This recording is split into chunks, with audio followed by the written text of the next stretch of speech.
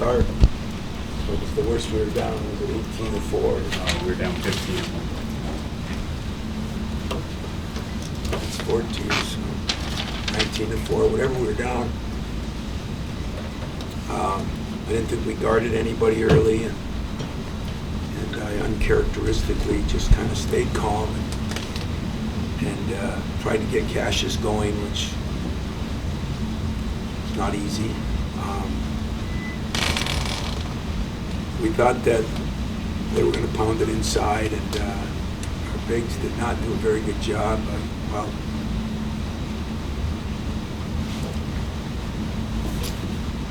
Xavier did, but the other guys struggled with that. We're not very big, so that was a problem. Did a decent job on the boards after the rough start. I think they had 3 or 4 offensive rebounds in the first couple minutes. And then the second half, I mean, it was a good run before halftime, and they hit that big 3.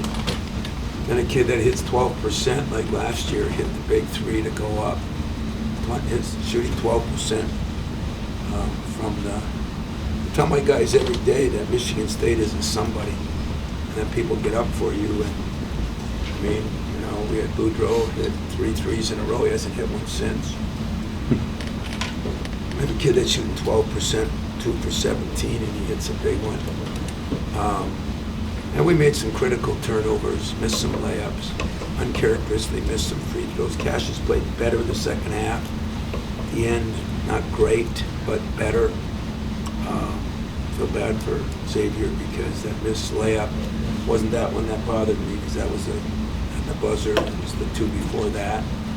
And we just didn't play good enough to win it. Coach, what did you see on that last play, on that lob to Winston? Was it kind of tipped from behind from a defender, and that's some kind of fouled it on that botched layup on the last play there?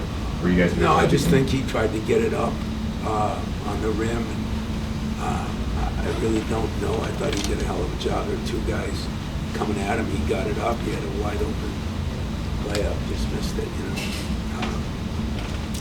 Xavier played probably as well as anybody most of the game, other than those missed layups and a few missed free throws.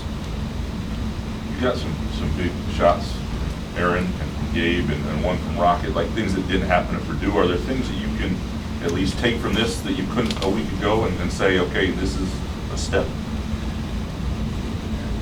Yeah, but Aaron and Cassius and Xavier are supposed to be, we're not supposed to let 1 or 2 shots. Whoa, for Aaron and Gabe to get 2 rebounds in a game like this is a joke. Because we're just trying to hold our own with our bigs and tell our wings to go gobble up plays. So I wasn't real happy with that. There was some fight in us the second half, but Cassius is a big part of that. He was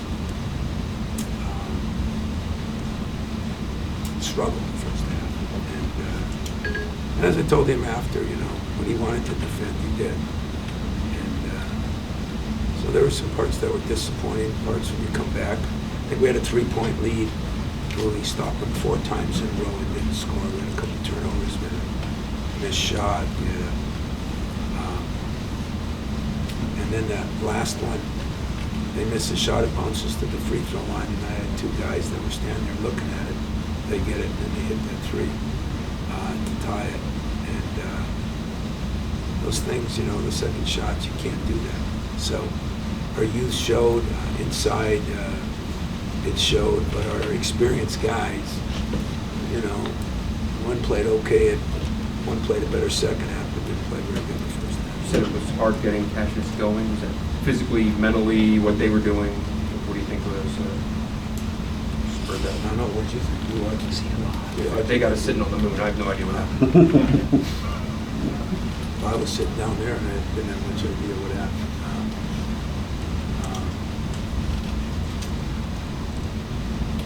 It's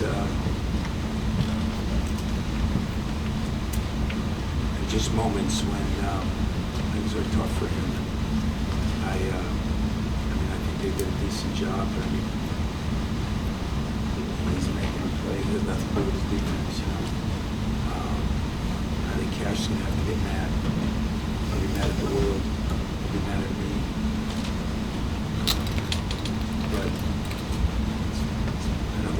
struggle here, just trying to hang with him because it's a tough thing he's gone through, and I don't know. I think they did a decent job on it defensively. They were out, the throwbacks were wide open. That's why it's so many open shots. That's why Xavier had drives to the lane, so we had hits to the corner. In the second half, it looked a lot better, but the big thing was the first half defensively. We just didn't play very well.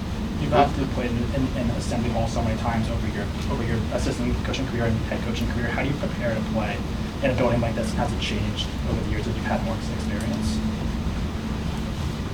How do I prepare them to play? You know, it really doesn't matter what I do. I got a lot of young guys that never played in this building. Or the ones that have never were on the floor of this building. I've been in this building a lot. And I miss my man Bob Knight. I really do. I think it's been a great place. They did a great job tonight. Fans were great. But it's like that all over in the Big Ten, and I don't think the building caused the turnovers. I don't think the building missed the layups. I don't think the building missed the free throws. I think that was us, and so I got to do a better job of coaching. But it's not the building. The building's great. Love it here. It's great. These last two starts on the road, what do you attribute those slow starts to? Is that Cash getting off to a bad start, or on the road, or what do you see there? I don't think it has anything to do with being on the road. I mean, let me tell you something. Your best player's got to play well on the road. Your best player's got to get off to good starts. And we didn't get off to a good start, I give them a lot of credit, but I do give us a lot of credit. Because in a building like this, or any of these on the road, when you get down like that, just kind of methodically bring yourself back. And then we brought himself back, with some key guys on the bench, and they hit that three right before the half. There's only three of the first half they made. But when a guy hits one with 12%, I guess you got to give the kid credit for taking it. I wouldn't want a guy taking a three. Maybe he's way better shooter than I know. Maybe those numbers are just off. Where do you feel you're at right now with being able We're to... 6-2. 6-2. But with being able to challenge Cash, I tried to explain to you guys, but nobody listens. We're very young. He's been through a traumatic thing. I challenged him tonight. I benched him for a while, I guess. I didn't bench him because I'm mad at Cassius. I'm trying to find ways, trying to figure out. It's been the hardest thing that I've ever gone through because it so goes against my personality. And yet, nobody even gave me credit.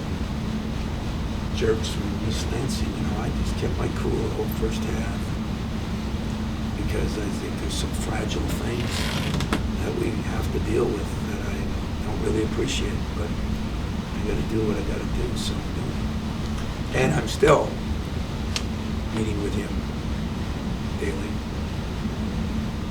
2 times a day, sometimes 3 times a day. Hey, Tom. Yes, sir. You've now lost to Indiana 3 times in a row, which is Actually, unethical.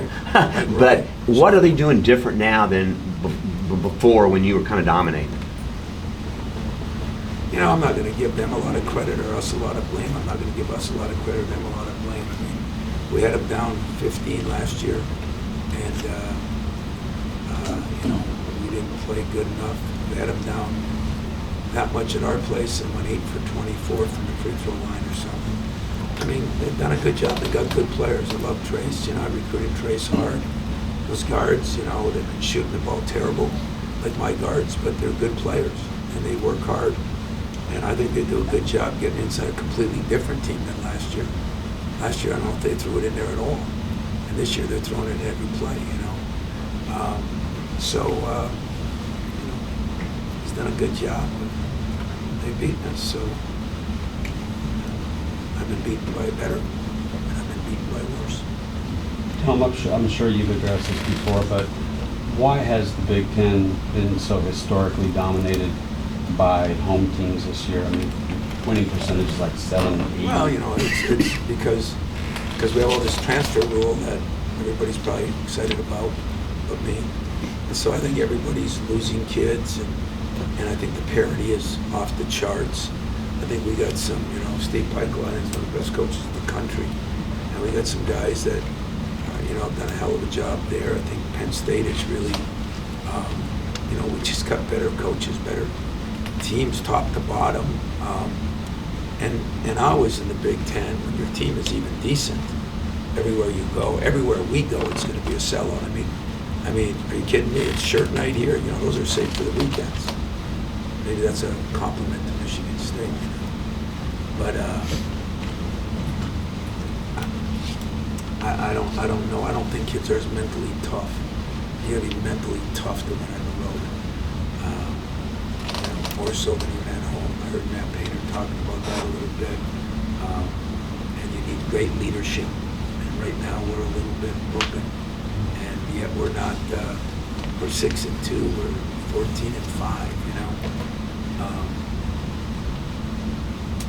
And that's the way it is. And you know, I thought we could have won the game, but we could have lost the game by a lot more than the way we played. And we played 2/3 of it pretty well and fought our way back against a good team, hostile crowd. But we, I try to tell our writers that, you know, the Big Ten, this is such a screwed up schedule. Does anybody know where anybody is? You know, we played 5 of our first 7 at home, and our one road game was against the last place team. So, you know, I guess that's the way it had to be, but that's not healthy either, because you get players get fought. You know, everybody's on Twitter, everybody's telling them how good they are. You know, I'm telling them they suck.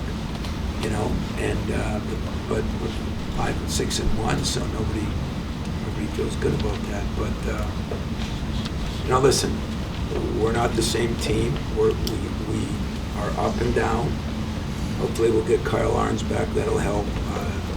I'm going to look at some changes, though. I'm going to look at some changes, and I think we've got to a sense of urgency. But again, we got a hell of a player, and he's going to have some good days and bad days, and I'm just going to have to keep working, because there were times I just say, wow, I've never seen that. And he doesn't miss many lobs.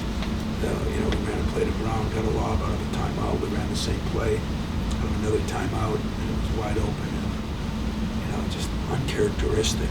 It's not his fault, it's just uncharacteristic of him. And we have to make those kind of plays to win, because we don't have, you know, Langford, we don't have, you know, we're missing 50 minutes of experience, and, you know, so we can't make a lot of errors, foolish turnovers, missed layups, bad passes. As far as it Mike, was this last communicated one. to you, with the play with Gabe, his bucket gets taken away, and a similar play on the other end. What was communicated to you, I guess, in terms of Indiana's accounting and? I don't know, there were 3 good officials, a couple calls I didn't like, a couple calls Archie didn't like. I thought the one when Xavier went up for that thing and the ball went crazy, and that wasn't going into the shot, but they said it wasn't. So, listen, miss layups, throw the ball away like we did, it's hard to bitch about. And the officiating, I honestly thought that was a very good crew, and I mean, I don't ever say that, so take the officiating out of it, blame the coach and the players, yeah. Coaches, fans, media aren't patient, but anyone that's studied grief knows it can take up to 13 months, not till a person heals, but just till they even get back to some sense of normalcy.